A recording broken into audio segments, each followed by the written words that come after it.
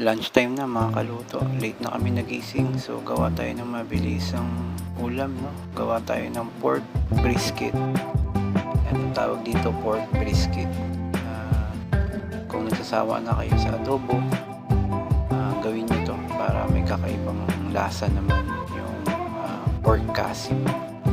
So yan, hiwain lang natin yung pork kasim sa saktuhang hiwa. Cubes yan. Bumili ako dyan mga kalahating kilo yan. So after natin mahiwa, set aside, lagay natin sa bowl. So after natin yan mahugasan yung baboy, no, meron tayo ditong pan. Hindi pa natin binubuksan yung kalan dyan. So ilagay lang muna natin yung baboy, tapos i-mix natin dyan yung ibang ingredients. So lagyan natin ng toyo.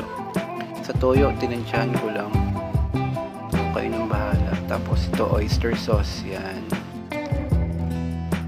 isang maliit na pack na oyster sauce, lagay natin dyan.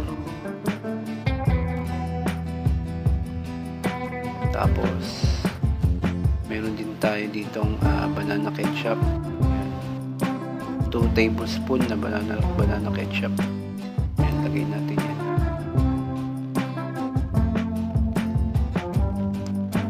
Tapos meron tayo ditong 2 tablespoon na kalamansi. Ayan. Lagay natin yun dyan. Tapos meron tayo ditong chopped na garlic. Ayan, chinap natin sa medyo maliliit lang. Ayan, tapos meron tayo ditong onion.